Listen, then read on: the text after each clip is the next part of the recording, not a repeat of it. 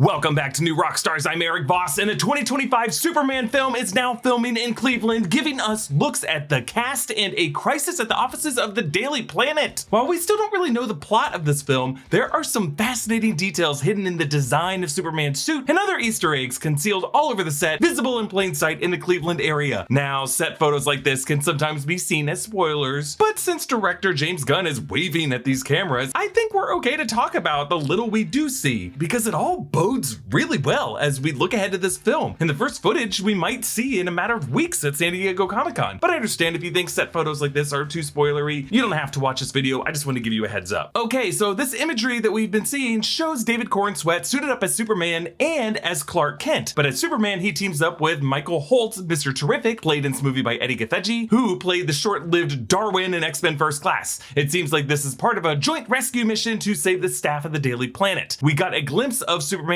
new suit in this film in the official photo released by James Gunn a few months back when Superman was putting on his boots, while in the background outside the window, Metropolis was being attacked by Brainiac, we think. These images give us a better sense of how Corenswet will look in the suit and how it really fits him in movement. These images were taken by photographers in the Cleveland area and posted to the Just Jared site. One batch of photos shows Superman with Mr. Terrific, another shows him with Lois Lane, played by Rachel Brosnahan in this movie. This image of Superman and Mr. Terrific looking up at the facade of the Daily Planet building after the attack was taken by Joshua Gunter of Cleveland.com. So this Superman suit in the film is actually a combination of several different designs from throughout the history of the Man of Steel. These colors are bright blue, bright red, and bright yellow, and the classic red trunks are back, reflecting the classic Superman look. These red trunks were done away with in the New 52 redesign, and of course the Zack Snyder Henry Cavill suit in the DCEU. But there's nothing wrong with these red trunks, and it's really part of what we love about Superman. But in many ways, this suit does reflect the New 52 redesign from 2011. It has a high collar that reaches up the neck and lines in the shoulder and collarbone regions that also come from that design. That suit also had a belt, and on the back of that suit's cape was a black emblem. This suit has a yellow emblem on the back, which reflects the All-Star Superman from 2005, drawn by Frank Quitely and the storyline written by Grant Morrison. This was a comic cover shared by James Gunn when he announced his film as Superman Legacy back in January 2023. But we have since learned that Gunn is not pulling inspiration from the plot of that story, but rather just from the vibe and the tone of the character from this era, as a Kansas farm boy balancing his ties to Earth with his ancestry and legacy from Krypton. But let's talk about the chest emblem as we see it designed here. It has a yellow border around the very outside of it, which comes originally from the 1940s Max Fleischer animated design, which also inspired the yellow border on the emblem from Earth 1. And the S of this logo is mostly formed by just one thick diagonal line, which comes from the design of the S in 1996's Kingdom Come. But one thing you may notice about this suit is that it doesn't really try to show off David Corenswet's musculature. Like, it doesn't really pop out the biceps or cling to the abs in a way to make them super obvious. But that seems to be the point of this design. Corenswet gained a ton of muscle mass for this role, and he does look properly bulky here, but I think the idea is that Superman does not have to be a visibly shredded fitness model. It's the same sentiment that informed Christopher Reeve's look in the Richard Donner 1978 Superman the movie. Reeve was also in peak physical condition for the role, but the point of the suit is that the colors and the emblem speak for themselves. And I'm gonna go into more in why I think they're doing the suit this way at the end of this video. But more interestingly, I think, than the suit is we get a glimpse of David Corenswet's take on Clark Kent. This photo taken by Cleveland photographer Eric Drost. Clark Kent wears round glasses and has a messy mop of hair on his head. And he wears an ill-fitting suit that makes him look deceptively small and clumsy. It's the same idea that we saw when Christopher Reeve played Superman and Clark Kent in 1978. It's really this extraterrestrial's caricature of humanity, and it's arguably the most interesting aspect of the character to watch. I believe David Corenswet was cast not just because he embodies that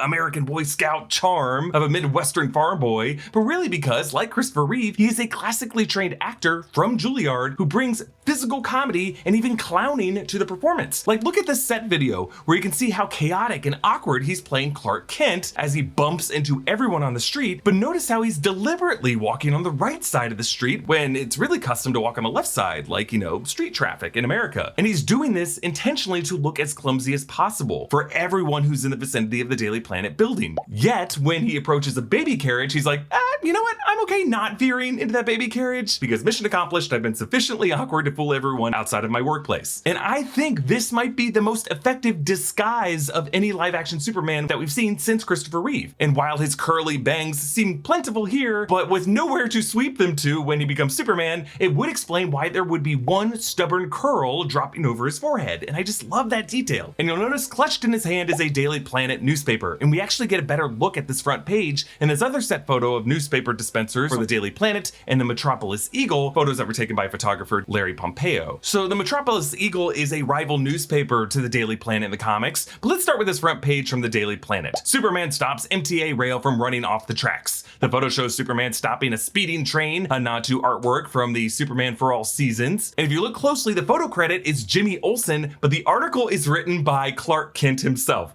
And he writes, quote, Metropolis hero Superman blazed to the front of the runaway train in an impressive display of superhuman strength and bravery. Superman slowed the train to a halt. Okay, Clark, take it easy with the sensationalism there, bud. Now the Metropolis Eagle front page reports Superman saves 20 after downtown building collapse. It's gonna be funny if that downtown building was a Daily Planet building, but the rival newspaper, the Metropolis Eagle, doesn't want to single out their rivals in print. But the sub-headline reads, no fatalities in what could have been a tragic outcome. And a nearby headline reads, questions remain as to cause of incident. The teaser headlines in the upper left corner have some fun Easter eggs. Chacos seeks factory workers. Chacos are a brand of cookies in the DC Comics beloved by Martian Manhunter. And then Lex Luthor won the Arcane Genius Award, a reference to Anton Arcane, the genius supervillain archenemy to Swamp Thing. Summer's the sweatiest time of the year. If you're one of those people who spends the rest of your year not thinking about how breathable or moisture wicking your underwear is, now is the time to order yourself a couple pairs of MeUndies with micromodal fabric. MeUndies are my go-to because they have so many options, all different kinds of styles, from boxer briefs to jock straps, and a bazillion patterns. If you want something simple and single color, they got that. If you want something super fun and vibrant, they got that too. Plus, MeUndies come in sizes extra small to 4XL, guaranteeing a flattering cut for everybody, and they're comfortable no matter how hot it is out. Their micromodal fabric is breathable and stretchy and super soft. And if you need something even more breathable and summer-proof, check out the Move Me line with Breathe Fabric. Breathe Fabric has moisture wicking and anti-odor technology, perfect for working out or just keeping you extra cool no matter how hot it is. And just to prove to you how much I actually wear these, I happen to be wearing them right now. Let's pull a little summertime copper tone girl commercial. Ba-bam! Check that out. Ooh-wee.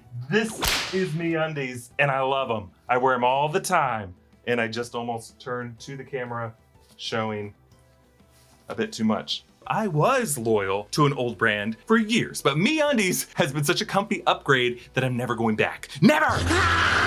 All of MeUndies products are made using sustainably sourced materials by partners that care for their workers. And if you're not happy with your first pair of undies, it's on MeUndies. Summer is coming. Be prepared with MeUndies. Get 20% off your first order plus free shipping at MeUndies.com/Rockstars. And these photos from Eric Drost and Joshua Gunter show quite a bit of the attack on the Daily Planet building and the rescue mission by Superman and Mr. Terrific. Now, Mr. Terrific is Michael Hoult, a super genius with what he calls a natural aptitude for having natural aptitudes. And he's just known for just being a Renaissance man and prodigy, and his self-invented gadgetry known as T-spheres that kind of hover around him. And his look is to have this T on his face and this sweet jacket bearing Terrific on the back and Fair Play on the sleeve. He was played by friend of the channel, Echo Kellum, in the CW Arrowverse continuity. Now, we know this is the Daily Planet building because these photos show the front entrance with this awesome spinning Daily Planet globe over the door that even glows like a lantern at nighttime. And much of Mr. Terrific's sphere tech will likely be added in post-production, but he seems to be using a T-sphere ship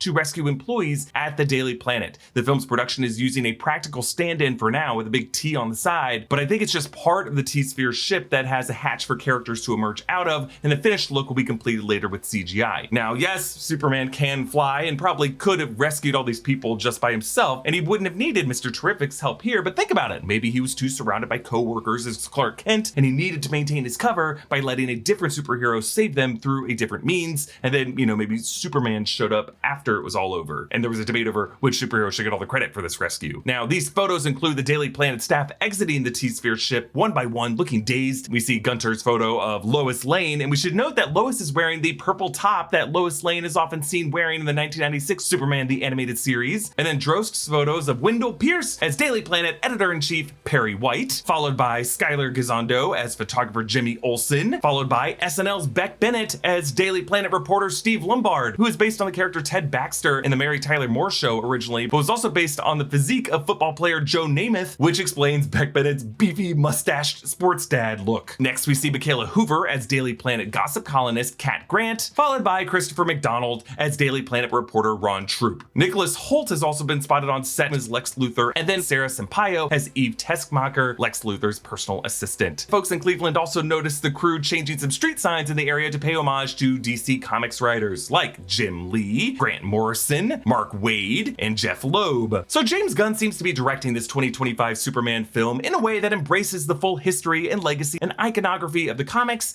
and the animated history, and of course Richard Donner's original Superman film. Really the whole reason we have superhero cinema today. He wants this Superman to be something that viewers of all generations can associate when they think of Superman. And that's just going to be really important as the first film of the DCU, the one that sets a standard for the DCU going forward. And this might just be me opining based on Disney head Bob Iger's comments last November about prioritizing entertainment over messaging. But across the industry, there seems to be a desire to go back to formula for major IP films that are going to cost them over $200 million to make. Like when Warner Brothers was looking for its next Christopher Nolan, they ended up going with Zack Snyder's pitch that Superman and Batman could start in the nihilistic Elseworld of Frank Miller's The Dark Knight Returns. And while that was really cool and worked on its own, you could argue, there is so much more to the character of Superman than just that one particular graphic novel. And I think the studio now wants a safer bet with an undeniably iconic Superman story that reminds us all of the Richard Donner, Christopher Reeve era. I just think when you see Hugh Jackman's Wolverine returning in a classic yellow and blue suit, and the Fantastic Four returning in classic blue and white suits, and Superman in this classic red, yellow, and blue suit with something to love from all eras of the character, this brightness in the color palette is not a coincidence, folks. It's these studios recognizing that maybe the best path for a superhero IP has already been laid out for them in the decades of comics and animation and past successful film adaptations, and they don't need to be different or reinvent the wheel. The wheel is good on its own. And then when it comes to Superman, I think James Gunn understands is that many of us have just been longing to simply believe a man can fly, not expect that he must fly and fly a particular way, but just believe again. One last image I wanted to put here at the end because I think it actually could be a bit spoilery, so feel free to stop watching now. This image shows Superman being detained by Rick Flag Sr., played by Frank Grillo, who played Brock Rumlow in the MCU, father to Rick Flag Jr., Joel Kinnaman, who was killed by Peacemaker in The Suicide Squad, as well as a group of army soldiers. And on the far right, that's the engineer, played by Maria Gabriela de Faria, a member of the Authority, having a nanotech body. And then directly behind Superman, holding him, that is Ultraman, a Superman counterpart with a few different versions in the DC comics, but he's really just known to be empowered by kryptonite. But I'm not exactly sure which version of Ultraman this is. So Superman in this movie is gonna have to face an antagonistic US government with some very powerful allies. Comment down below with your thoughts on all this. Follow me at EA Voss. Subscribe to all 3 channels in the new Rockstars network for breakdowns and news coverage of everything you love. Thanks for watching, and I'll see you next time. Bye.